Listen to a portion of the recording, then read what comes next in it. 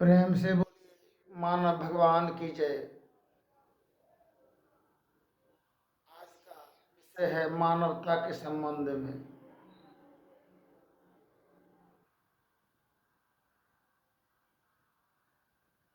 संसार में संत सदगुरु कबीर साहब की वाणी है, जल बिच मीन प्यासी मोहे सुनी सुनी आवत हाँसी, गगन मंडल में औंधा कुआं सगुरा भर भर पीबिहे, निगुरा जात प्यासी मोहे सुनी सुनी आवत हाँसी।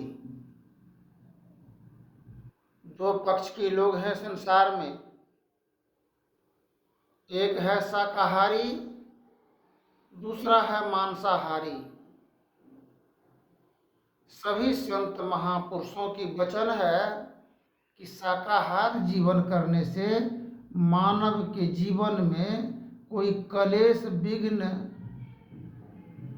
क्रोध, विरोध, अभिमान, घमंड, छल, प्रपंच का नाश और होता है और जीवन का, मानवता का विकास होता है। संत महापुरुषों की वचन के अनुसार बता रहे हैं। जो मांसाहारी वर्ग के लोग हैं उनका कहना है God is one, health is wealth. स्वास्थ्य से बड़ा दौलत कुछ भी नहीं है। खाओ पियो और शरीर को तंदुरुस्त बना करके रखो। जहां जो हो वहां मुकाबला कर लेंगे। दो पक्षों में दो बात है, किंतु जो संत महापुरुष हैं उनमें ऐसा पाया गया है, जो संत महान पुरुष हैं उनका विषय में बात नहीं कर रहे हैं, जो उनसे दीक्षित होकर के घर परिवार में बसर गुजर करते हैं, उनका विश्लेषण यह है कि वह यही सोचती है कि हम तो पूजा पाठ, ध्यान, सत्संग किए, मुक्ति और मोक्ष प्राप्त करने हेतु, किंतु बड़े बुजुर्गों को, माता पिता परिजनों का सम्मान मान से क्या मतलब है। जो बड़े बुजुर्गों की मान और सम्मान, अदब कदर नहीं करते हैं, उनका ध्यान और साधन, भजन, तीर्थ प्रयाग सभी निष्फल हो जाता है। ऐसा देखा गया है। जो शाकाहार व्यक्ति हैं, जो शाकाहारी जीवन व्यतीत करते हैं और करते हुए वो तो सोचता हम तो न गुरु किए हैं न ही तो दीक्षा लिए हैं, अब करेंगे तो करेंगे क्या, चलो पूजा पाठ करो और इसमें जीवन का उद्धार हो जाएगा। लेकिन एक साकट, एक वैष्णव में परिवर्तन देखा गया कि जो संत थे वह मन लग गया। गोस्वामी तुलसीदास जी लिखे हैं रामायण में, गो गोचर जह मन लग जाई, सो सब माया जान हो भाई।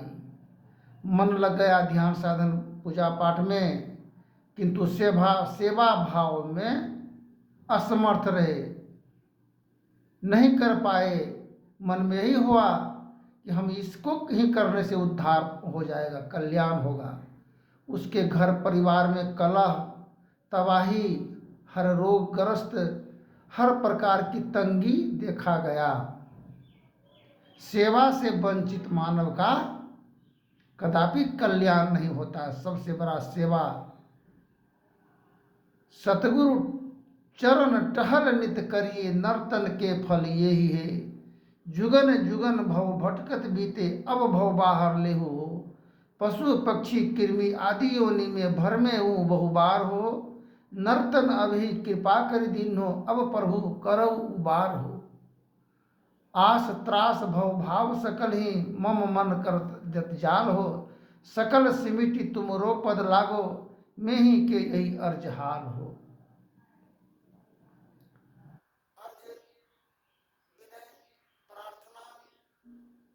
तो हम लोग करते ही हैं, सदियों से करते ही आए हैं। किंतु सेवा, मान और सम्मान नहीं होने से मानव का कल्याण कदापि नहीं हो सकता है। एक घर के गृह स्वामी का तिरस्कार होता था। जल फूल अर्पण, पूजा समर्पण भाव ईश्वर देवी देवताओं में और बड़े बुजुर्गों की मान हनन होता था। उसके का परेशानी और तबाही दिन प्रतिदिन बढ़ता चला गया। उसी द्वितीय पक्ष की लोग जो मांसाहारी जीवन व्यतीत करते थे, उनमें सेवा भाव, विचार, आदर कदर, मान सम्मान, गार्जियन के प्रति सहानुभूति होने पर उनका प्रगति होने लगा।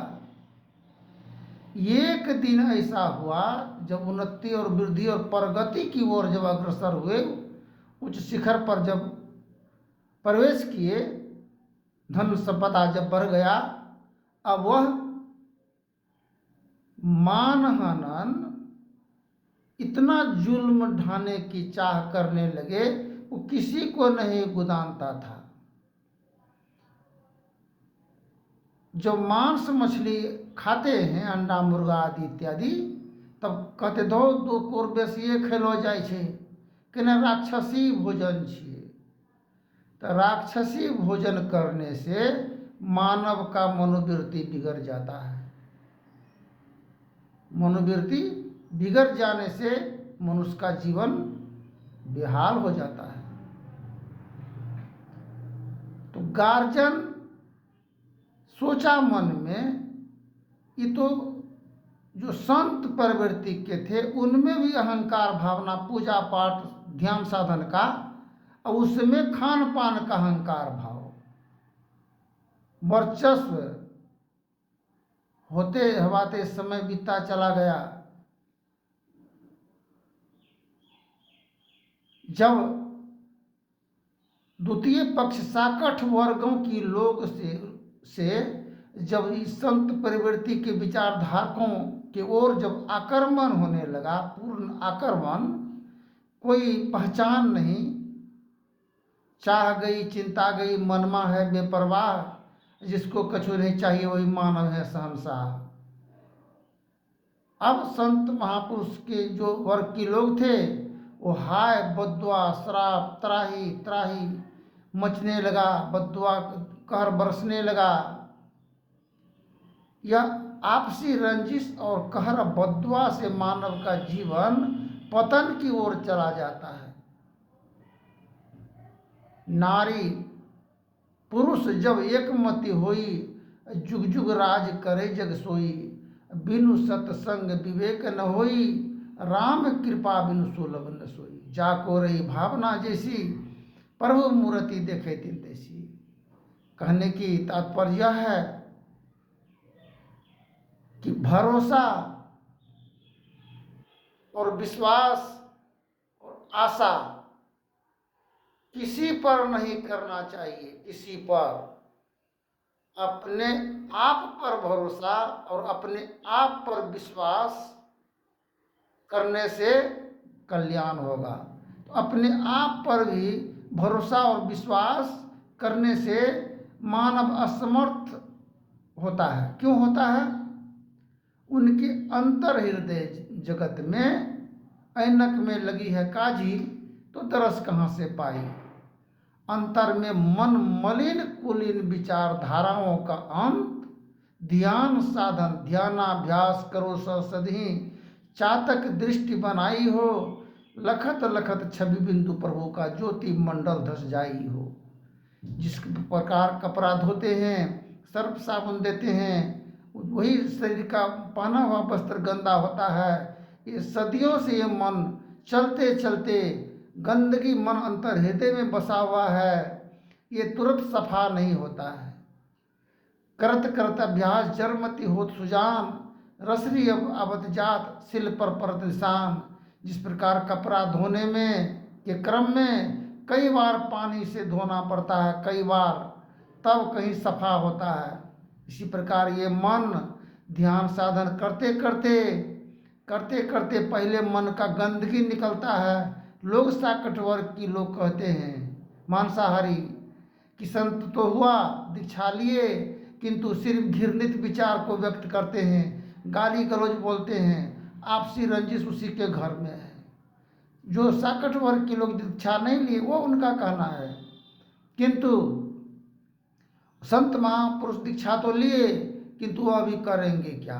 वो तो प्रारब्ध से मन अंतर हृदय में जो गंदगी पड़ा है, इस गंदगी को होते हवाते अंत में ध्यान करते करते साधन करते करते संत महापुरुषों की संगति में जाने से मन की दुर्विकार, संशय, विषय, छल, प्रपंच सारे ही पापों का नाश होता है और जीवन का विकास और परम कल्याण होता है।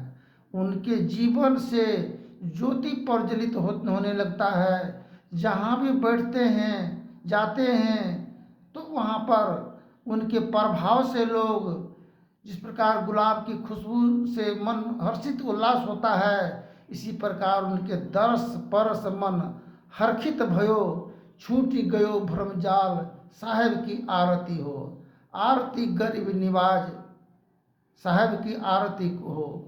आरती करो निज मातु पिता की, जिन गुरु सृजनहार, साहेब की आरती हो। कुसियार गांव में एक मेंबर है, उनका धर्म पत्नी हमको बोली कि देखिए मेरा पति देव बराबर जो है शराब पी करके हमको तंग करता है। हम ध्यान साधन भी करते हैं, पूजा करते हैं, व्रत करते हैं, किंतु मेरा पति बहुत उत्पाती और जलाली हरकत की है। कैसे निवारण और समाधान होगा? सो सत्संग करेंगे बाबा, सत्संग की निमंत्रण स्वीकार करने कृपा कीजिए। तो बाबा बोले हाँ सत्संग करो। 10 आदमी के बोला कि वो नहीं आएगा, वो मांस मछली खाता है, दारू शराब पीता, क्यों आएगा वो? बोला हाँ आएगा। कैसे आएगा? जाओ गुरु महाराज के नीचे अपने पति देव का तस्वीर रख देना और ध्यान करना। किसका रूप का? तो पति रूप का ध्यान करना, पति रूप का ध्यान करना। तो वही कि वह महिला पति रूप का ध्यान करने लगी और पति घींचे चले आए, सत्संग में भाग लिए और उनका जीवन धन और एवं कृतार्थ हुआ। जिस प्रकार बिरिंदा और जालंधर की एक दास्तान है। जालंधर जब स्वर्गलोक में आक्रमण करने के लिए जाते थे, राक्षसी प्रवृत्ति की विचारधारकों की विचार को व्यक्त कर रहे हैं, जाते थे स्वर्ग में, आक्रमण करता था कि स्वर्ग की सिंहासन हमको मिले, हम राजगद्दी का मालिक मिले, शादी ऐश्वर्य हमको हो, मान सम्मान मिले। जालंधर स्वर्ग पर सारे देवी देवताओं को परास्त कर दिए, हराने की लगे। अंत में विष्णु भगवान सोचे मन में आखिर ऐसा क्यों होता है, देवी देवताओं का शक्ति निष्फल क्यों हो रहा है, सफल कैसे होगा? ध्यान करके अंतर जगत में देखे तो उनका जो जालंधर का धर्म पत्नी बिरिंदा वो ध्यान करती थी किसका? पति रूप का। तो पति के रूप में सूरत लगा होने के कारण वो विजयी हो रहा था, कोई उनका बाल बांका नहीं कर रहे थे, परास्त हो रहा था। तो भगवान विष्णु जालंधर की भेष धारण करके बिरिंदा के पास में आए, बोले देवी हम तुमसे आए हैं, प्रेम संबंध के लिए आए हैं, हमको युद्ध में मन नहीं लगने लगा, इस शक्ति की आवश्यकता के ही हेतु उपस्थित हुए हैं। बिरिंदा से प्रेम संबंध विचार को व्यक्त किए और उसी समय में पति का रूप का ध्यान मुड़ गया, हट गया उनसे ध्यान। प्रेम में मन संलग्न होने के ही कारण जालंधर मारा चला गया। ठीक इसी प्रकार जो राक्षसी प्रवृत्ति के लोग हैं, संत महापुरुषों से आक्रमण करना चाहते हैं, उलझना चाहते हैं, उनको नीचे गिराने की चार्ज, झुकाने की चार्ज करते हैं, उनको बल को तोड़ने के कार्य करते हैं, किंतु ऐसा करने से उनके जीवन का ही नाश होता है, विकास नहीं हो पाएगा। इसलिए संत महापुरुषों के जीवन में वह अद्भुत शक्ति होता है, भक्ति बीज बिन से नहीं, जो जुग जाए अनंत, ऊंच नीच घर जन्म ले, फिर संत के संत। धन्यवाद। जय हिंद, जय भारत। आगे की प्रसंग में बोलेंगे।